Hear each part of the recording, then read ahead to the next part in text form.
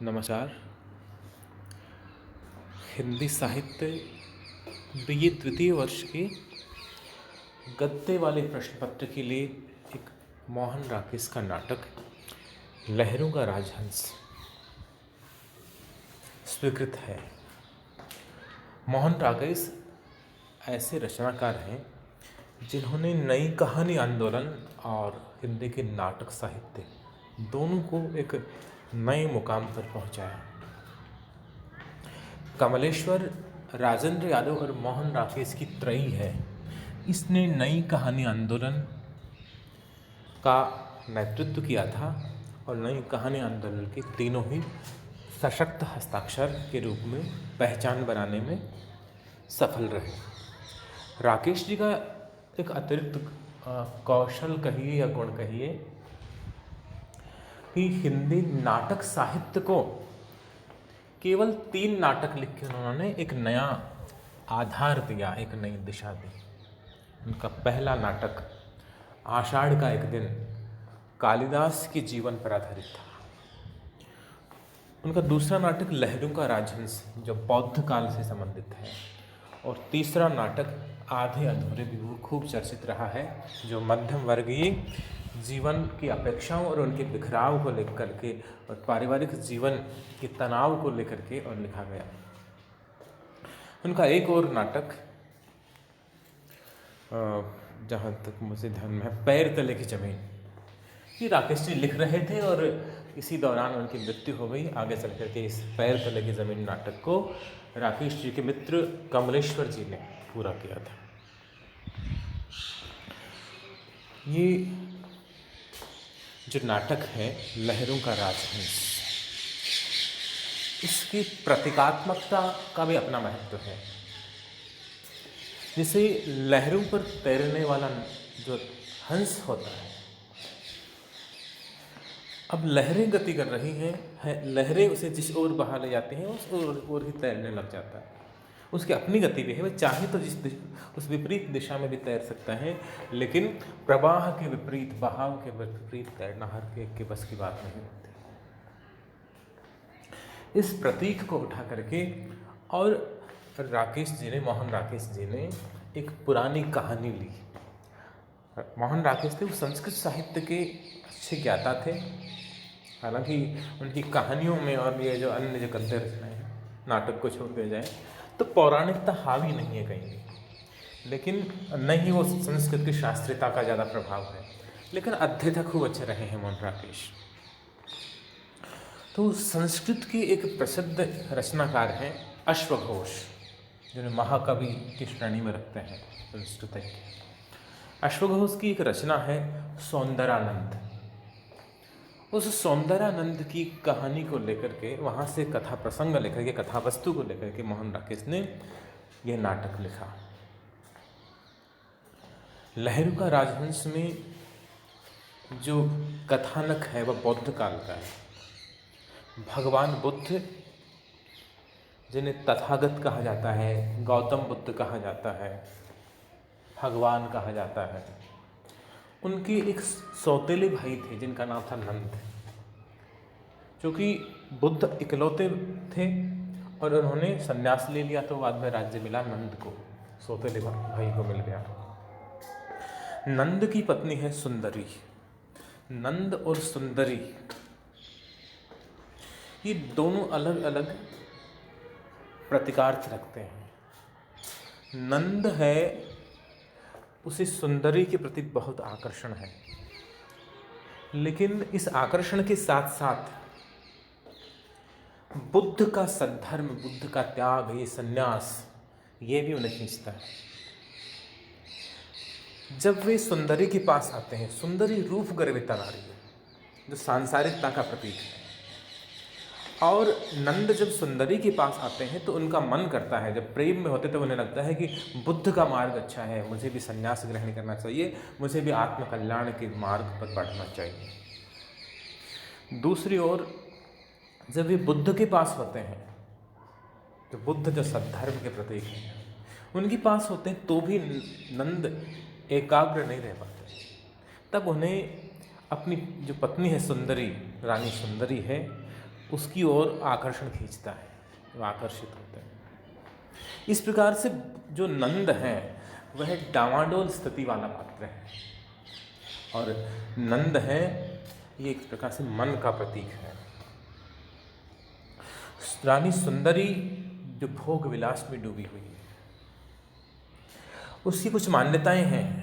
रानी सुंदरी सोचती है कि तथागत गौतम हैं, वे इसलिए सन्यासी बन गए, साधु इसलिए बन गए, सन्यास उन्होंने इस कारण से त्याग दिया कि उनकी जो पत्नी है यशोधरा, वह उन्हें प्रेम में उलझाए रखने में अक्षम हो गई, प्रेम बंधन में बांध नहीं पाई, प्रेम के आकर्षण में उन्हें खींच नहीं पाई, इसलिए बुद्ध विरक्त हो गए। लेकिन मैं बड़ी सुंदर हूँ, मैं प्रेम कला में अत्यंत निष्णात हूँ, दक्ष हूँ, इसलिए मेरा पति है वो मुझे छोड़ ही नहीं सकता। ये उनको अहंकार है, सुंदरी का अहंकार है। वह सांसारिकता का, विलासिकता का प्रतीक बन के इस नाटक में आएगी। तो इस कथा वस्तु को लेकर के, और जो मूल रूप से अश्वघोष के सौंदरानंद से ली हुई है, उसको लेकर के राकेश जी ने नाटक का ताना बाना बुना है। आइए नाटक आरंभ करें। ये राकेश जी की रचनाएं हैं, ये हम देख सकते हैं। संस्कृत में शास्त्री थे राकेश जी, अंग्रेजी में उन्होंने BA किया था, संस्कृत हिंदी में फिर MA किया उन्होंने। और उनकी प्रकाशित पुस्तकें हैं अंधेरे बंद कमरे, अंतराल में आने वाला कल, ये उनके उपन्यास हैं। आषाढ़ का एक दिन उनका पहला नाटक था कालिदास के जीवन पर, जो पुरस्कृत भी हुआ। लहरों के राजहंस ये नाटक है ही दूसरा नाटक, और आधे अधूरे तीसरा नाटक है उनका। चौथा पैर तले की जमीन अधूरा छूट गया था, जिसे कमलेश्वर जी ने पूरा किया। शाकुंतला मृच्छ कटगी संस्कृत के नाटक थे, जिनका उन्होंने हिंदी में अनुवाद किया था। अंडे के छिलके, अन्य एकांकी तथा बीज नाटक, रात बीतने तक तथा अन्य ध्वनि नाटक, ये एकांकी हैं इनके। क्वार्टर, पहचान, वारिस, एक घटना, ये इनकी कहानी संग्रह हैं। बाकलम खुद, परिवेश, ये इनके निबंध हैं। आखिरी चट्टान तक उनका एक महत्वपूर्ण यात्रा वृतांत है, यात्रा की पुस्तक है। एकत्र, एक अप्रकाशित और असंकलित रचनाएं हैं इसमें। बिना हाड़मांस के आदमी, ये उनके बालोपयोगी कहानियों का संकलन है। और मोहन राकेश जी का पूरा साहित्य है, वह मोहन राकेश रचनावली नाम से 13 खंडों में प्रकाशित हुआ है। आप टीवी और फिल्मों से भी जुड़े रहे हैं, और फिल्म सेंसर बोर्ड के सदस्य भी रहे हैं। उन्हें सर्वश्रेष्ठ नाटक और सर्वश्रेष्ठ नाटककार के लिए संगीत नाटक अकादमी पुरस्कार मिला था। उनके पहले ही नाटक आषाढ़ का एक दिन से। उनका ये जो दूसरा नाटक हमारे पाठ्यक्रम में है, यह है आरंभ होता है लहरों का राजा। देखिए, ये बौद्ध काल का नाटक है, भगवान बुद्ध के समय की कथा वस्तु इसमें है। तो वातावरण सृजित करने के लिए जो बौद्ध धर्म के त्रिशरण हैं, उनका जो समवेत स्वर है वो नाटक के आरंभ में प्रस्तावित किया है मोहन राकेश। आइए पढ़ें। पर्दा उठने पर अंधेरे में सुनाई देता समवेत स्वर। समवेत यानी एक साथ, कई सारे लोग बोल रहे हैं, समवेत स्वर होता है। एक बोले तो एकल स्वर होता है। धम्मं शरणं गच्छामि, संघं शरणं गच्छामि, बुद्धं शरणं गच्छामि। धम्म पाली भाषा का शब्द है, संस्कृत के धर्म से बना है। धम्मं शरणं गच्छामि, मैं धर्म की शरण में जाता हूँ। संघं शरणं गच्छामि, मैं जो बुद्ध द्वारा स्थापित धर्म संघ है उसकी शरण में जाता हूँ। बुद्धं शरणं गच्छामि, और मैं बुद्ध की शरण में जाता हूँ। धर्म, बुद्ध द्वारा स्थापित धर्म संघ और स्वयं बुद्ध, इन तीनों की शरण में जाता हूँ। इस प्रकार से बौद्ध धर्म स्वीकार करने वाला व्यक्ति है, वो है, ये घोष करता था। और इसको त्रिशरण बोलते हैं बौद्ध धर्म में। तो मंच जब खुलता है, पर्दा उठता है, तो ये आवाज़ सुनाई देती है, धम्मं शरणं गच्छामि, संघं शरणं गच्छामि, बुद्धं शरणं गच्छामि। मंच पे प्रकाश होता है। प्रकाश होने पर राजकुमार नंद के भवन में सुंदरी का कक्ष, राजकुमार नंद का महल है, और उसमें उसकी रानी सुंदरी का कक्ष है। और रात उतरने का समय है, रात हो रही है।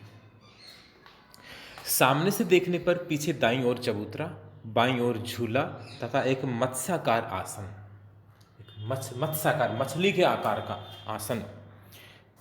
आगे दाईं ओर मदिरा कोष्ठ, शराब पीने के लिए मदिरा कक्ष बना हुआ है, तथा बाईं ओर श्रृंगार कोष्ठ, साज श्रृंगार के लिए सारी सामग्री रखी हुई।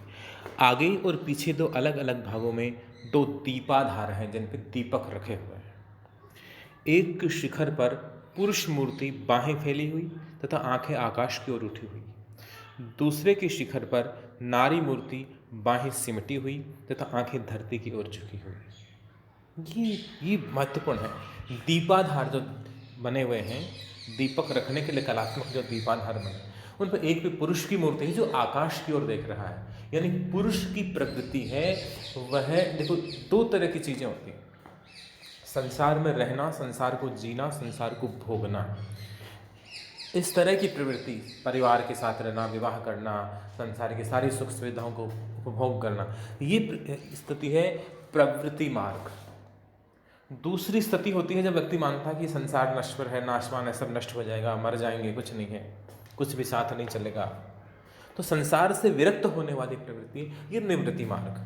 तो पुरुष है, उसकी आंखें आकाश की ओर उठी हुई है। ये मतलब पुरुष के मन में निवृत्ति के प्रति एक आग्रह रहता है। स्त्री की आंखें धरती की ओर झुकी हुई हैं, स्त्री का जुड़ाव धरती से है, जड़ों से है, वह सांसारिकता का प्रतीक है, प्रवृत्ति मार्ग का प्रतीक है।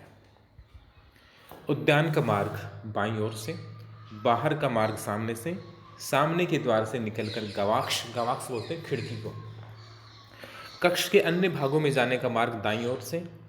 साज सज्जा में कामोत्सव का स्पर्श, काम को लेकर उत्सव, कामोत्सव नाम से वहाँ उत्सव आयोजित होने वाला है।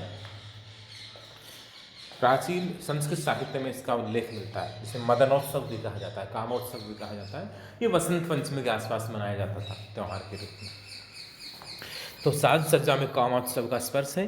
कई एक कर्मचारी फूल सजाने, कोष्ठों में, कोष्ठ अपने कमरे को कोठा बोलते हैं राजस्थान में, ये कोठा शब्द संस्कृत कोष्ठ से ही बना है।